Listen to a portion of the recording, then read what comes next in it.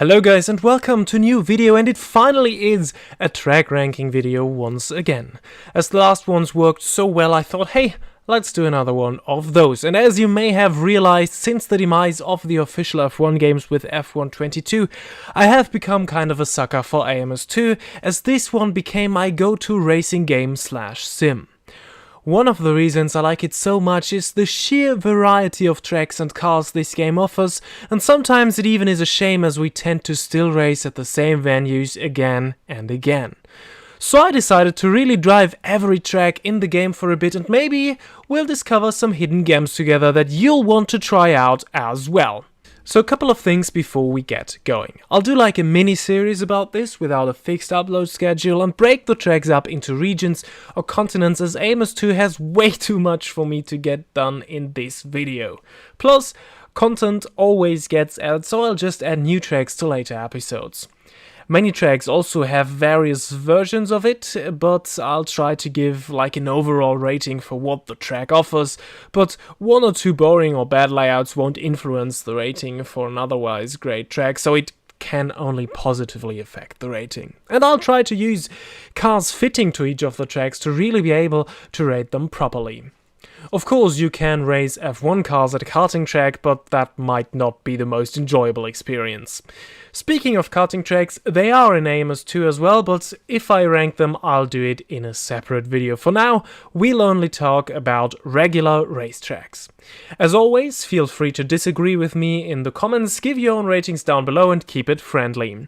So now, let's start with one of the most interesting regions, namely South America. That one usually falls short in most other sims slash games, as they're heavily focused on Europe and North America. However, South America has a lot to offer, and Razer, being a Brazilian studio, lets us experience a lot from that continent.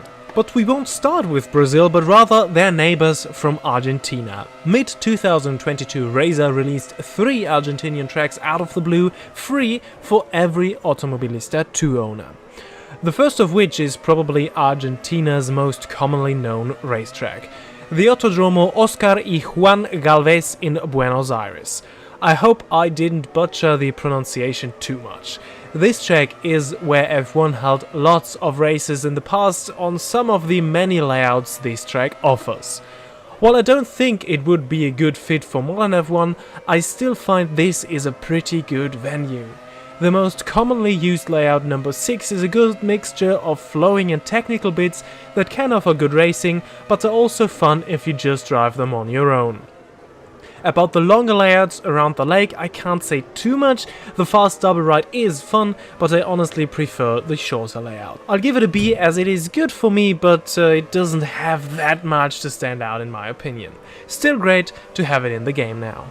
The next track is one of the rather unknown ones, Córdoba, which is also known as Autodromo Oscar Cabalen. It also is one of the 3 Argentinian venues added mid-2022, and for me it is the weakest of the 3. And by no means I want to say it is a bad track, it is just a little forgettable to me. You can definitely have some nice races here, especially in Formula 3 cars. It has some interesting flowing corners, and it is also pleasantly challenging, though there never really was anything that held me there. Could be great for touring cars though, but seeing as we don't really have touring cars going along with these kinds of tracks, I will just give it a C, like, for not bad, but not really my first choice to race here. And now finally for the last Argentinian track, the Autodromo Termas de Rio Hondo. This is the most modern of the 3 and also one of the more known ones. It is especially big in MotoGP, but also hosted rounds of the WTCR in the past. And this is one of the tracks I only learned about a couple of months ago, and I think we should see this track more often. If Formula 1, for example, decides that one day they want to go back to Argentina, that should be the prime candidate for the race. It is a wide track, it would suit modern F1 pretty well, it has flowing, challenging and technical corners, and overall feels very, very good to drive. Racing here is brilliant as well, as you can really try different lines through some of the corners and try to get an advantage either into the next corner or onto the next straight. In fact, I decided for myself that this one would be so good for Formula 1 to include it in the schedule for the Dream F1 series, where I drive my own F1 career in my own team starting from the 2022 season onwards. Feel free to check that one out as well. The only thing this track lacks compared to the other two is that it only has the one layout, but that one is very, very good in my opinion. So I'll give this one the first A for today, and it is a very, very high A. And off we are to Brazil, where a lot of very different tracks await. And we'll start at the capital city, that is Brasília. Here is the Autódromo Internacional Nelson Piquet, well, one of them at least. And this is the first of a couple of tracks that are built in quite the condensed area and consist of an outer track that is not really an oval, but not really a road course either, as it's going clockwise, but there are pretty much only right turns, and it's flat. An interesting and different type of track you don't see that often, but seems to be a thing in Brazil. Correct me if I'm wrong though. In Brasília's case, it's not even really shaped like an oval, but rather like a square. Can't really say much about those since they are not really my cup of tea, but this probably is just my opinion. Then there is a longer track that is using the infield of the outer circuit. This is the one you're seeing right now, and let me put it this way, there are cases where track builders really did a good job of using the little space available, like Estoril, or in fact some other Brazilian tracks we'll talk about in a minute. Brasília, however, feels like they wanted to make the most out of that space lengthwise. What we got is not a terrible track, but one that feels like a maze sometimes, and where you don't really know where you are right now, as everything looks quite similar, which is a little irritating. I'm giving it a C, as it's not my favorite of the Brazilian tracks, but still okay. Our next stop is at Campo Grande at the Autodromo Internacional Orlando Moura, to be exact, and I hope I didn't butcher the pronunciation here as well. I'm very sorry if my pronunciation is entirely wrong the entire video. But anyway, at first glance it doesn't look too spectacular at all, but just try to race some F3s here and you'll have some amazing battles. This track just encourages you to try moves pretty much everywhere, and it actually has some good corner variety as well. Under its not so special appearance, slumbers a track that is great for racing with smaller cars and series, and I think that awards it a good B. It doesn't get more since bigger, more high performance cars tend to not work as well here, and that last couple of corners are a bit awkward. If you just scaled everything up a little bit, it might have been able to receive an even higher rating. And off we are to the Autodromo Internacional Zilmar Bois in Cascavel. Another one that doesn't look too spectacular, but if you think it's not interesting, you're very, very wrong. For once, turn 1 is a very fast left-hander going down a hill, leading into a flowing technical bit where you need to brake under turning, which is interesting to drive and really puts your abilities to the test. Then a double left, straight for slipstreaming, going into the final corner, which provides a good overtaking opportunity, and back onto the pit straight you go. Doesn't sound too long or too complicated, right? But it is great fun for short track racing. It gets an A for being a fun little track you can just hop on and have a little bit of fun, but still being challenged at almost every corner. With the Autodromo Internacional de Curitiba, we have another circuit built in a condensed area and with a weird non-oval around it. Curitiba, together with Interlagos and Jacarepaguá, were probably the big three of Brazilian racetracks that have also seen some higher level international racing in the past. Now, Interlagos is the only one left of these three. Jacarepaguá, which we'll see later, got demolished to make room for the 2016 Olympics, and Curitiba was sold and demolished only last year. And that is a shame, as it was a track enjoyed and appreciated outside of Brazil as well. Next to Brazilian championships, it held races of the World Touring Car Championship and was scheduled to be part of the interesting, quite popular, but sadly short-lived A1 GP series. It makes very good use of the infield. It is quite tight, but still allows for some good racing. What really stood out to me is the good flow this circuit has. I'm a bit split between A and B, but ultimately will be going for an A, as I think it's on par with the tracks we have seen before. And it can do more than just short track racing with smaller cars. A shame this one is no more, but glad AMS2 is keeping it alive virtually. The next one on our list is the Circuito dos Cristais at Curvelo. This one falls a bit behind its ambition, as it was once planned as one of the major destinations for Brazilian racing, but has now kinda disappeared into club and private racing, despite being designed for FIA Grade 2, the same category in which Brands Hatch, Donington or Kyalami fall into. It was on the Stock Car Brazil schedule right after opening in 2016 until 2017, but since then it has disappeared further and further, even from Brazil's racing series. And in all honesty, it's a shame. The track is very different to many of the other Brazilian tracks we saw and we will see. It feels like a proper international track with elevation changes and a non-stadium character. That being said, that doesn't have to be a bad thing. Corner variety is good, flow is good, feels amazing with the Brazilian stock cars, has a good length, but offers a shortened version as well for smaller racing series. This one, with a little more advanced facilities around the track, could easily be suitable for bigger international events, especially for touring car or GT racing. But I am assuming cash, like so often, is what is the problem here. I'm giving it an A, kinda hoping it'll see a little more racing again in the future. Now this one is a first, and it's quite a unique one too. The Galeão Airport. Yes, you heard right, airport.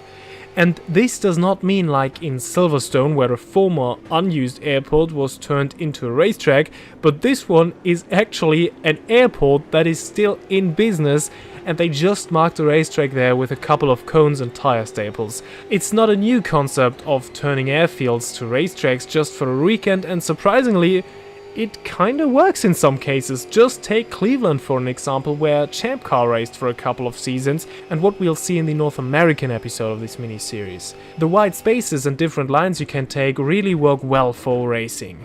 It might not be the most fun to drive here by yourself, and you may struggle finding reference points for your braking, but the racing here honestly is some good fun. But if I'm completely honest with you, I can't really rate it higher than C. The track isn't really anything special and will be really boring when you're not inside of a group of cars to battle. Another circuit in a condensed area with a not quite oval running around it, where have I seen that before? Well, here is another one as I promised. This time it's the Autodromo Internacional Ayrton Senna, well, the one in Goiânia. It's used quite frequently in Brazilian national racing series in the last couple of years, so I guess the financial status for this one must be quite good. Unfortunately, track-wise, it feels like a slightly worse version of the now gone Curitiba we've talked about earlier. In fact, I didn't enjoy this one nearly as much as the ones we've seen before, as I don't really dig the infield section and the outer track. Well, it's just one of those strange rovals. It all feels a little forgettable, and the flow isn't nearly as good as it's in Curitiba. Far from terrible, but I'm afraid I will give this one another C here, at least for my liking. The Autodromo Internacional de Guaporé might be one of the most niche tracks in Automobilista too, at least from what's my impression when doing research.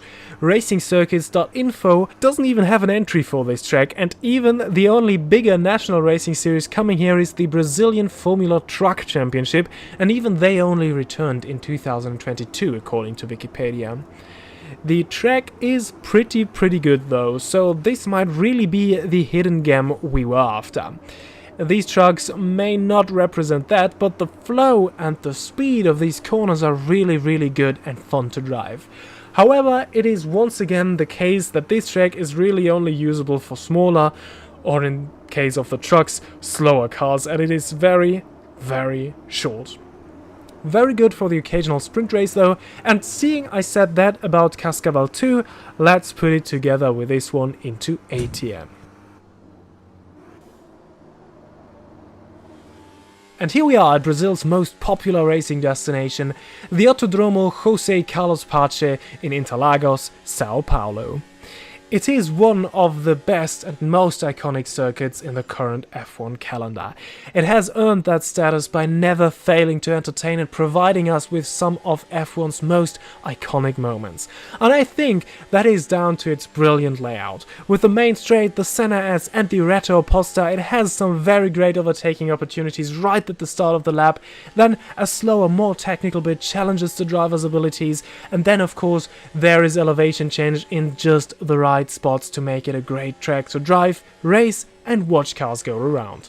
Amos 2 also includes the almost double the length, very interesting 70s version of this track that you'll rarely see as official content anywhere. I still prefer the modern layout though. All of that awards this track an instant S. I have briefly mentioned it before, and here we are now at the Autódromo Internacional Nelson Piquet, well, the one in Rio de Janeiro, that now unfortunately is no more. This one started hosting the Formula 1 Brazilian Grand Prix in the early 80s, when there were numerous issues with the track in Interlagos, and did so until the 1989 season. After that, F1 went back to Sao Paulo and stayed there ever since. This track obviously is kinda overshadowed by Interlagos, and no doubt Interlagos is better than this one in many ways, but this one had some really nice corner variety, a brilliant flow, and I always enjoy racing here. Amos 2 offers a good variety for this track as well. We have the classic version from 1988, but also a later one from the 2000s, which isn't too different largely, but also has a short layout and an oval that was used by Champ Car for a couple of seasons actually. This one is more of an oval than some of the other ones we've talked before, as it at least goes anti-clockwise, but it still has no banking and 2 heavy braking zones, which is rather uncommon for an oval. Some kart drivers actually called this one more of a roval. Great fun to race here with the classic US Open wheelers in AMS2 though. As I said, the GP track is very good, it's just flat as a pan, so with a little more elevation it maybe even could have challenged Interlagos, but this one still is an A for me. What a shame it was demolished to make way for the 2016 Olympics in Rio. I've heard that money was very well spent and the facilities have been put to very sustainable use, right? What a shame this track is now gone.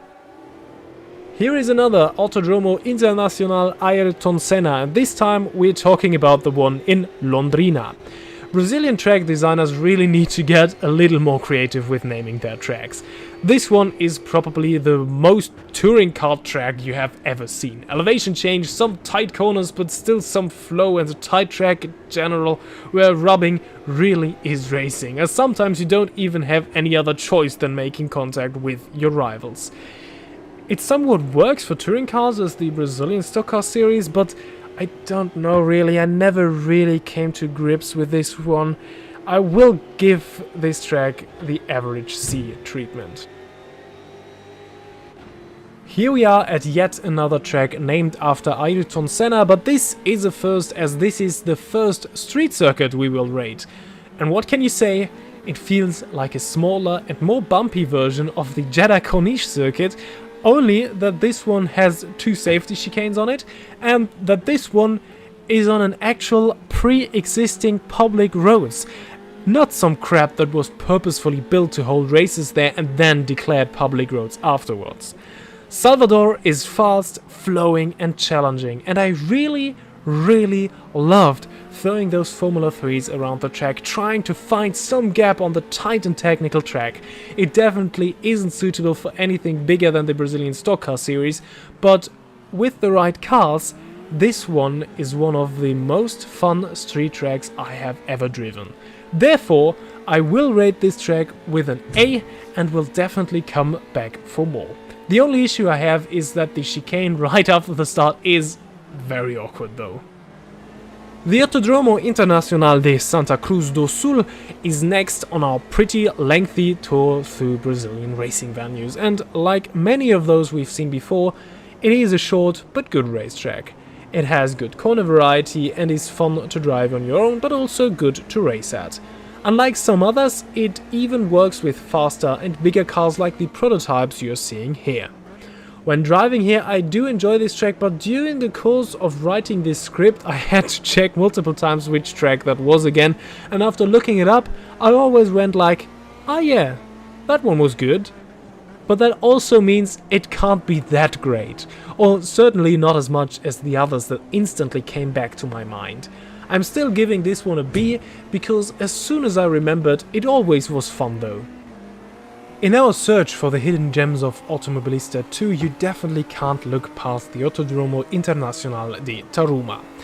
It's one of Brazil's older racetracks, and it's a damn fast one. A true test for man and machine and how fast you dare to go into the next turn. How late will you brake, sometimes while turning? How early will you hit the throttle? Well, Tarumã is a brilliant venue and I had so much fun driving here. It is a short track, but in this case I don't think this means you can only race smaller cars here. Sure, racing might not work as well, but it's great fun throwing any car around this track on your own. Tarumã gets an A, but it comes also close to an S, though I don't think it reaches Interlagos levels of greatness. We're getting some great racetracks towards the end of this video, and the Autodromo Velo Città is no exception. It is also one of Brazil's newer tracks, and like with the Circuito do Cristais, I feel like there was lots of thought put into the design of this track. It has a great variety of corners, fast and flowing bits, high-speed stuff, a technical bit at the end, and it even has, and that was my favorite part, a corner that is very similar to Laguna Seca's famous corkscrew. With a little more track width and a bit more facilities around the track, this one could really qualify for international series in my opinion, and if I ever did, I am pretty sure it would become very popular. This is my favorite Brazilian track, just behind Interlagos, and it just makes it into S tier as I really loved racing here.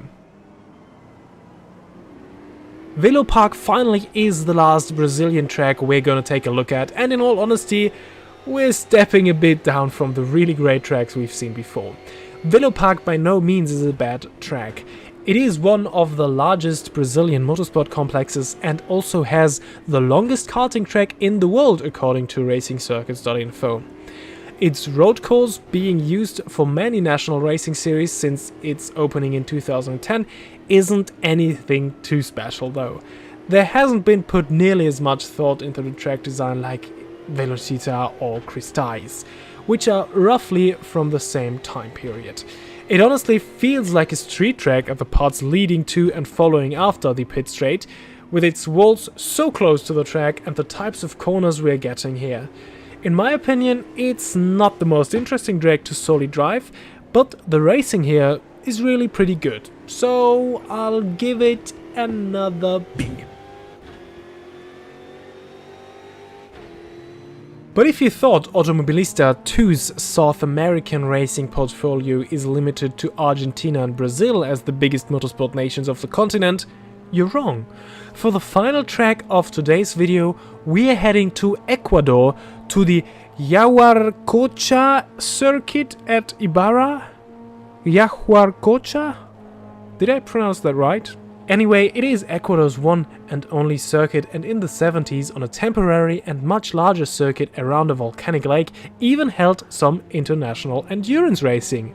Nowadays it's pretty much limited to national events, and this one really is a hidden gem in my opinion.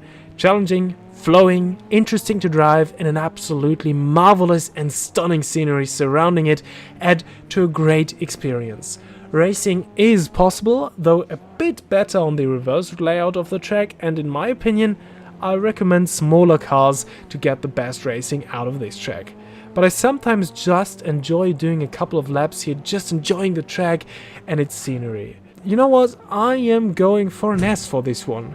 It honestly brings a little bit of this 70s track vibe back to modern days, and while probably not the safest of all tracks, we're just judging driving and racing here. And that has been it for our South American tour of this series, and remarkably, there were no tracks rated lower than C, so I guess South America only has good tracks? Or Razer just decided to only include the good ones. I still remember the Ribeirão Preto street circuit from AMS1.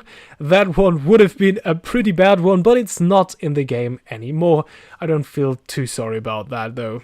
Let's see what the future holds for this small series. Can't say when the next episode will come out yet, as I am doing it just between my regular series, but until then, why don't you leave a like if you enjoyed this video, leave a comment with your rankings or where you agree and disagree with me, subscribe to not miss anything on this channel, and I hope to see you all very soon. Until then, goodbye.